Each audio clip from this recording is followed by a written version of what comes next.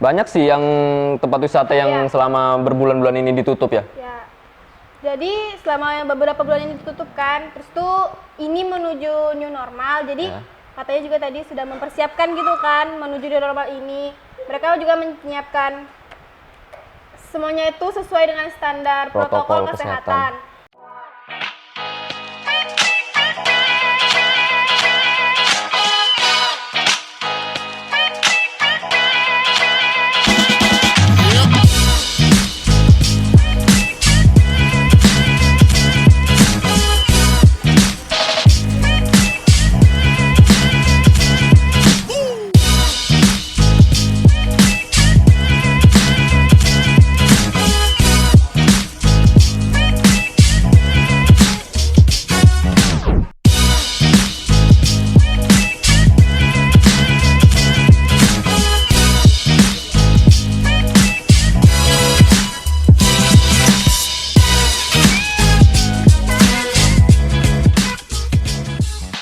Di netizen Pak. Pariwisata Bali. Halo, kembali lagi dengan kami di Basa Basi. Basana Basi nih. Nah, kali ini kami mendapat kesempatan wawancara dengan Kepala Dinas Pariwisata. Nah, jadi Don, kami kemarin habis bincang-bincang nih dengan Kepala Dinas Pariwisata dan juga Duta Wisata Kabupaten Berau. Nah, kita membahas tentang dampak pandemi ini terhadap kepariwisataan di Kabupaten Berau. Pasti kan ada perbedaannya kan, karena kita di karantina gitu kan, nggak boleh keluar. Jadi saksikan saja, ini dia videonya. Ya, saya perkenalkan, nama saya Haji Masrani, Kepala Dinas Kebudayaan dan Pariwisata Kabupaten Berau, Kalimantan Timur, Indonesia, didampingi oleh Duta Wisata Kabupaten Berau tahun 2019. Ya, perkenalkan, nama saya Aurelia Zeta Amarca, Duta Wisata Kalimantan Timur, runner-up 2, Kabupaten Berau, juara 1. Terima kasih. Ya. Terima kasih, ingin berbincang-bincang sedikit tentang dampak COVID-19 di kepariwisataan Kabupaten Berau. Bisa dijelaskan Pak kondisinya? Terima kasih. Dampak terhadap kepariwisataan di Kabupaten Berau dengan adanya pandemi COVID-19 ini sangat signifikan sekali. Karena kita ketahui pendapatan asli daerah Kabupaten Berau itu salah satunya adalah dari pariwisata. Kita ketahui pendapatan asli daerah itu yang pertama dari tambang batu bara, kedua kelapa sawit, tiga dari pariwisata, penyumbang PAD terbesar. Kemudian dampaknya setelah ada COVID-19 ini kurang lebih 80% berdampak.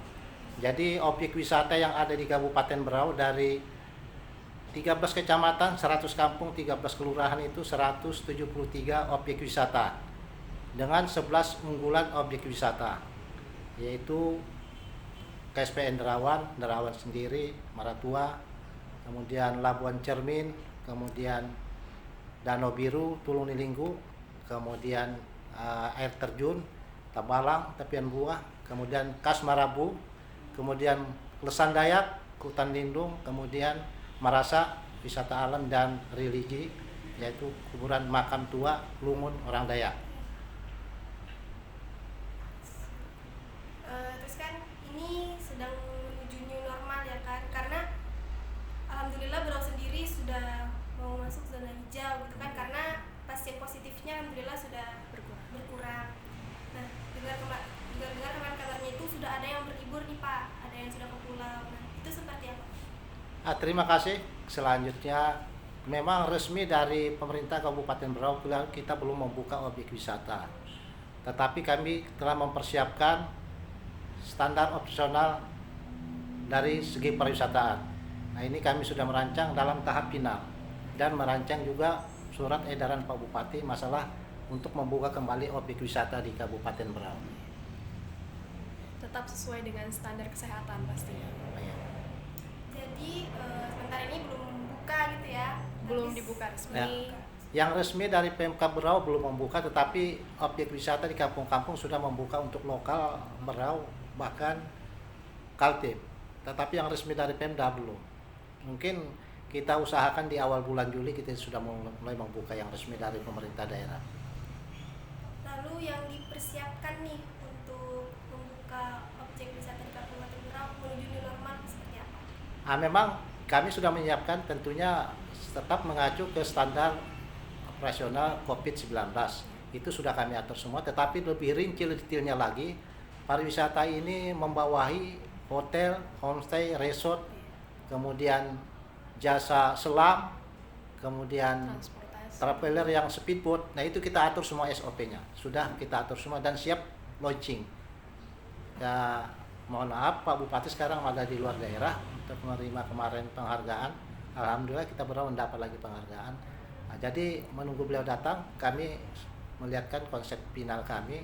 Apabila sudah di launching akan kami publikasikan. Selanjutnya ini pertanyaan buat Kak Zeta. Kakak kan sebagai duta wisata Berau, selama pandemi ini kegiatan apa sih yang kakak lakukan dalam rangka juga masih bertugas sebagai duta wisata? Iya, terima kasih. Saya akan menjawabnya. Nah, kalau misalnya selama kegiatan apa aja yang saya lakukan selama pandemi COVID ini untuk membantu masyarakat yang terdampak di bagian ekonomi, saya sama teman-teman saya punya gerakan yang namanya Cuma Perantara. Nah, Cuma Perantara itu kami mengumpulkan donasi untuk menyalurkan sembako kepada yang membutuhkan, yang terdampak COVID-19. Jadi kami juga akan membantu tenaga medis dan ini lagi tahap pengumpulan donasi batch 2. Kalian bisa cek di IG-nya, kita ada ada kegiatan seperti itu dan nanti yang batch 2 ini akan kami salurkan ke tenaga medis yang membutuhkan untuk karena mereka sudah berjuang untuk menekan angka positif COVID yang ada di Berau. Nah, salah satunya itu. Terus saya juga sekarang kesibukannya antara lain kuliah di Universitas Islam Indonesia dan kegiatan-kegiatan seminar, webinar, live IG dan untuk menyebarkan vibe positif buat orang-orang di luar sana, terus tetap menjaga social distancing, tetap walaupun kita sudah masuk masa new normal, kita tetap harus menjalankan protokol kesehatan yang telah dianjurkan oleh pemerintah. Gitu. Ini menjadi pertanyaan terakhir buat Bapak, harapan Bapak buat kedepannya, pesan juga buat masyarakat yang nonton ini. Harapan kami terus terang aja dari pemerintah Kabupaten Berau melalui Dinas Kebudayaan Pariwisata Kabupaten Berau, tentunya kunjungan wisata lebih meningkat lagi. Tentunya kita akan mempersiapkan SOP, kemudian SDM dengan fasilitas-fasilitas yang ada di objek wisata. Dari Kak Zeta. Ya mungkin buat anak muda, ibu-ibu, bapak-bapak semuanya, walaupun kita sudah masuk ke masa new normal, tetap jalankan protokol kesehatan karena kita tahu COVID ini adalah virus yang bukan main-main dan kita sedikit demi sedikit menguranginya kayak gitu. Jadi itu aja sih buat semuanya. Terima kasih Terima Bapak, kasih. terima kasih. Maaf mengganggu. Iya. Nah, jadi tadi itu pendapat dari Kepala Dinas Pariwisata dan juga Kak Zeta. Kak Zeta, salah satu duta wisata di Kabupaten Berau. Banyak sih yang tempat wisata yang selama berbulan-bulan ini ditutup ya. Ya. Jadi selama beberapa bulan ini ditutup kan, terus tuh ini menuju new normal. Jadi katanya juga tadi sudah mempersiapkan gitu kan menuju new normal ini. Mereka juga menyiapkan semuanya itu sesuai dengan standar protokol kesehatan. Tapi itu dibuka hanya untuk warga Wisatawan lokal. ya, lah. wisatawan lokal aja kayak gitu. Nah, kalau Kak Zeta tadi nih, dia juga cerita selama kegiatan dia selama pandemi, dia juga bikin beberapa program biar program buat remaja-remaja ya kan selama pandemi biar tetap kegiatan gitu kan. Biar nggak gabut di rumah ya. Betul. Nah, kami juga ada bincang-bincang dengan Kak Serli. Iya. Bu Serli. Nah, dia ini salah satu pengurus Jambore Pemuda Daerah Kabupaten Berau. JPD ya. Ya. Nah, kita lihat aja videonya. Langsung aja. Halo, perkenalkan nama saya Serliana. Saya merupakan Purna Prakarya Muda Indonesia tahun 2016 yang diselenggarakan di Palangkaraya. Selamat siang. Siang. Kami di sini dari Sanggar Seni Kogasis ingin berbincang-bincang sedikit nih tentang kalian sebagai apa yang JPD ya, ngurus Iya. JPD. Kami berbincang-bincang sedikit tentang itu selama masa pandemi ini. Mm-mm. Jadi ini kan JPD tahun ini, Iya. saya kalau nggak salah bulan April. Iya benar. Nah, seperti apa? Apakah sudah terlaksana? Kan sekarang ada pandemi. Jadi gini, Jambore Pemuda Daerah Kabupaten Berau sudah dilaksanakan kemarin di bulan Maret. Kami sudah melaksanakan latihan untuk persiapan menuju provinsi, tetapi karena ada pandemi corona ini semuanya jadi tertunda dan sampai sekarang kami juga belum tahu kapan akan dilaksanakan di provinsi nanti. Persiapannya sudah sejauh apa ini? Kami sudah latihan selama kurang lebih sekitar 2 minggu, tetapi kami dapat informasi dari surat dari provinsi bahwa pelaksanaan tertunda karena kan kita ada edaran dari provinsi dan pusat tidak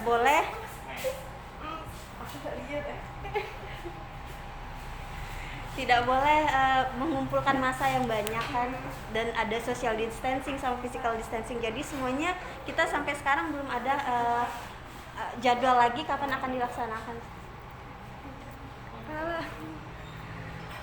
Terus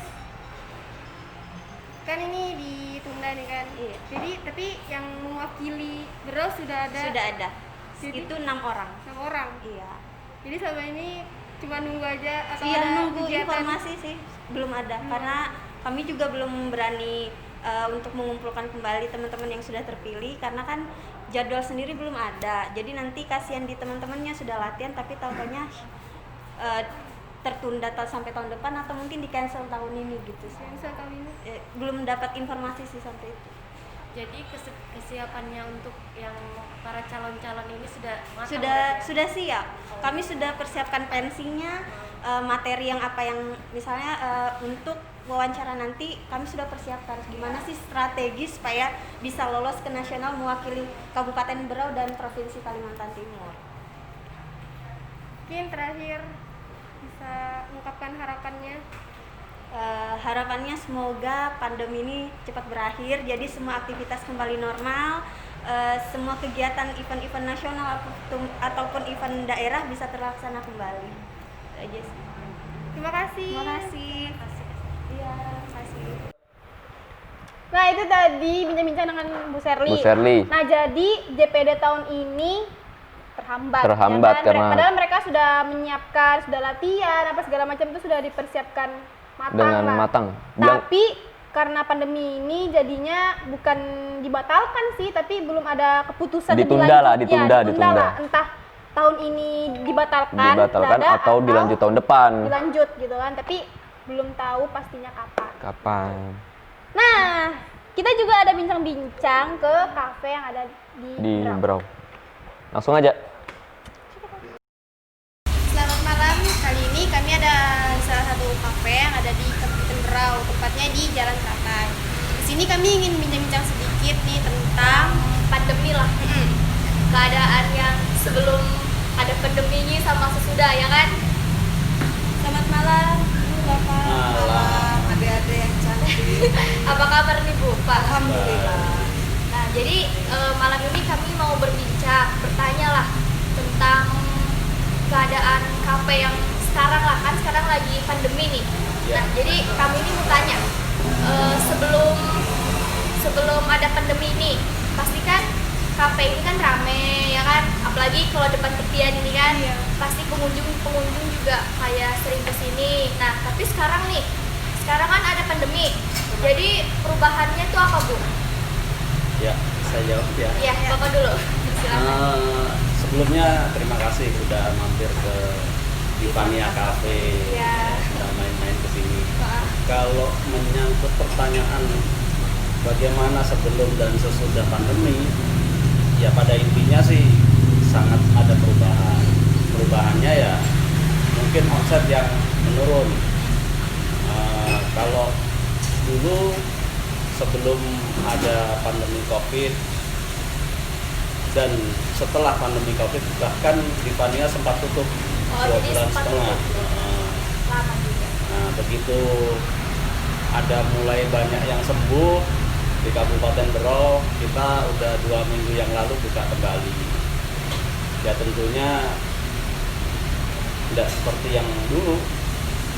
Ya kalau dinilai ya penghasilannya ya sangat turun drastis, bahkan sampai 60%. Lebih dari setengah. Iya, lebih dari setengah. Ya mungkin kalaupun toh ada tamu kan kita juga harus jaga jarak. Kemudian orang yang datang, pengunjung yang datang kan juga mungkin mereka juga menerapkan disiplin untuk dirinya, jadi nggak terlalu jalan-jalan dan lain sebagainya. Ya intinya ada kurang lah, berpengaruh Jadi, sekali.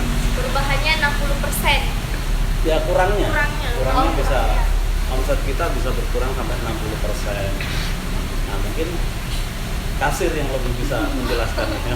Iya, jadi sebelum dan sesudah pandemi ini memang banyak sekali perubahan untuk kita yang usaha kuliner seperti ini, yang biasanya kita tamu datang ramai, terus dari tamu antara tamu mungkin bisa saling berbincang. Ini kan akhirnya setelah pandemi ini kan yang datang juga agak khawatir sedikit kan, jadi mungkin tamu-tamu juga agak masih takut datang. Jadi pendapatan omset kita itu jauh sekali banyak perubahan di sana. Kita ini masih berarti kita ini memulai kembali, menutup yang kemarin tutup 2,5 bulan. Kalau bisa nggak ada pandemi deh. Iya, betul. Iya nggak? Ya mudah-mudahan cepat berakhir aja. Semoga ya pandemi ini cepat berlalu lah, jangan sampai ada seperti ini lagi. Kan bukan di kafe ini aja, mungkin yang kena kita semua ya, Semuanya, seluruh Indonesia. terkena Bahkan imbasnya. dunia. Seluruh dunia. Ya, seluruh dunia terkena imbasnya, mau yang usaha seperti ini, mau yang pedagang kaki lima, kita semua terkena imbasnya. Jadi ya berharapnya ke depannya kita masing-masing lah menjaga diri kita masing-masing, terhindar dari corona ini. Dan tentunya segera berakhir lah Ya, ya. berakhir. Pasti itu keinginan semua orang. Iya. Jadi kalau ditanya apakah ada perubahan, pasti kita jawab yes. Banyak sekali perubahan antara sebelum pandemi sama setelah pandemi, luar biasa. Di bidang usaha Di ini ya. bidang usaha ini ya, di bidang kalau untuk kuliner kehidupannya kafe sendiri udah banyak sekali perubahan. Terasa sekali banyak perubahan. Yang biasa kan ada reservasi, mau nonton bareng, musik bareng, akhirnya kan kita tiadakan. Iya, karena kan memang kita ikutin aturan pemerintah daerah setempat. Ya untuk keamanan kita semua. Betul. Ya, untuk kebaikan kita, untuk keamanan kita, untuk kesehatan kita. Ya, jadi kita harus ikuti aturan pemerintah daerah. Jadi pengunjungnya untuk 2 minggu buka kan di Fania ini. Nah terus pengunjungnya ini kayak 1-2 aja atau agak lumayan atau gimana? Ya setelah buka sih pengunjung di Fania Cafe ya pelanggan-pelanggan kita yang lama. Cuma ya kalau saya bilang tidak seramai dulu karena mungkin pengunjung juga dia harus jaga dirinya. Kemudian kita juga untuk event-event nobar apa kan memang nggak ada.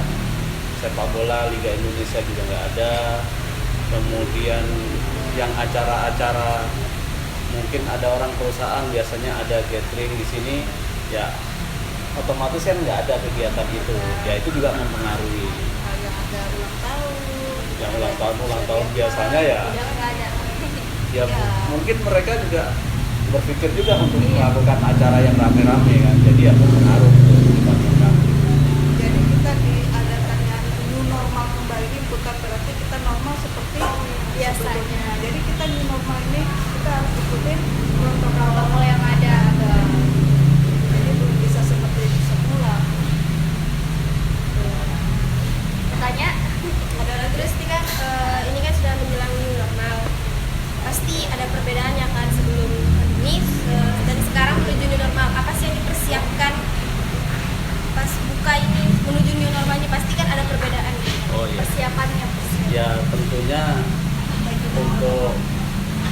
intinya garis besarnya kita ikuti protokol COVID, pencegahan COVID ya.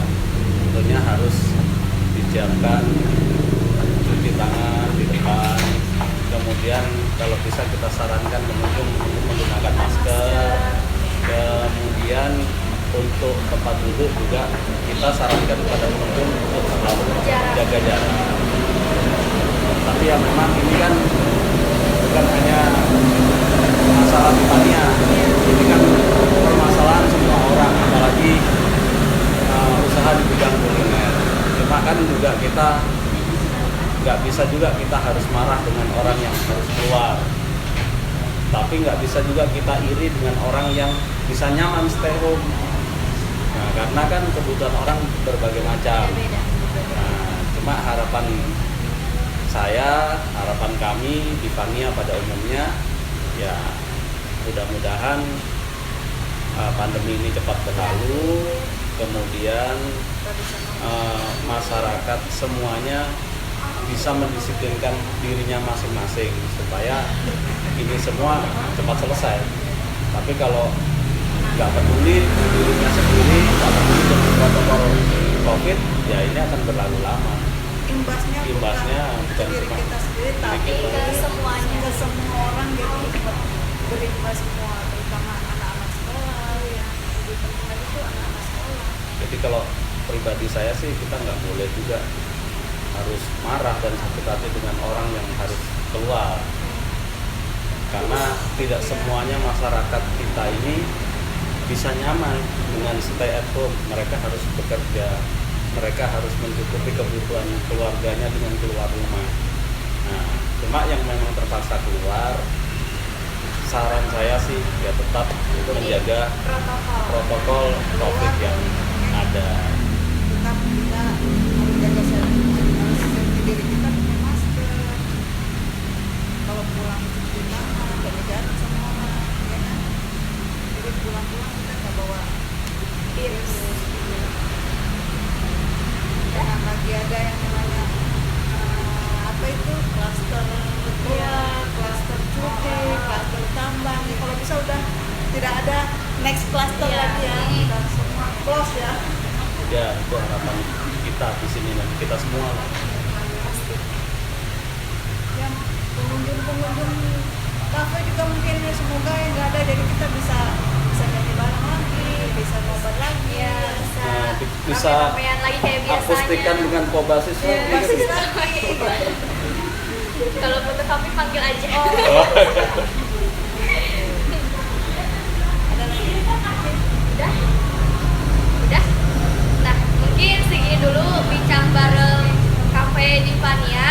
Jadi semoga harapan ibu sama bapak bisa terkabul. Semoga pandemi ini cepat berakhir supaya yang punya usaha di luar sana supaya bisa itulah ya kan kembali lagi, bisa kembali lagi supaya kami juga bisa nongkrong lagi ya kan. Yang biasanya kami sering isi acara di sini, Kobasis sering sekarang sih ya sering akustik, sekarang udah nggak pernah ya kan. Jadi semoga saja pandemi cepat berakhir. Jadi mungkin sekian dulu bincang-bincang kami, semoga next kami bisa kesini lagi. Oke, siap. Ya. Udah. Terima kasih. Malam. Ya, Salam kopi. Salam kopi.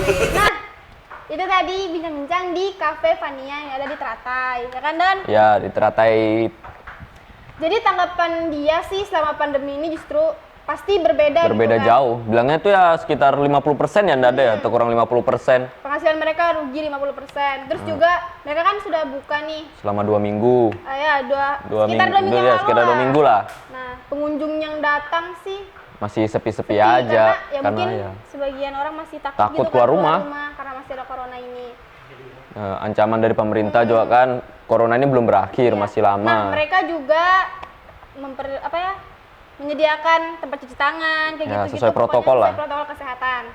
Nah, selanjutnya kami juga ada bincang-bincang dengan salah satu kafe juga yang ada di Berau. Yaitu IP Cafe. Langsung saksikan. Hai guys, kali ini kami ada di salah satu kafe yang ada di Berau. Ini kafe kedua yang udah kita kunjungi. Selamat sore Bapak. Selamat sore juga. Jadi kami dari Sanggar Seni Kobasis nih ingin bincang-bincang sedikit tentang pengaruh pandemi ini di pendapatan di kafe ini lah pokoknya, keadaan di kafe ini. Nah ini kan pasti ada perbedaannya nih sebelum corona dan sekarang sesudah corona ini. Ya. Perbedaannya seperti apa? Perbedaannya kalau sebelum corona itu kan kita kan di sisi kita sendiri kan. Nah, kalau kita sendiri itu kan sebelum corona kita memperlakukan itu 2 shift. Nah, shift pagi sama shift sore. Kalau untuk masa corona ini kita cuma memperlakukan 1 shift aja. Nah, tujuannya apa? Satu, untuk mengurangi operasional yang terlalu membengkak. Karena kan dampaknya corona itu kan pasti ada. Nah, tamu kan juga kan pasti berkurang dari hari-hari biasanya kayak hari normal, itu dampaknya. Jadi untuk mensiasati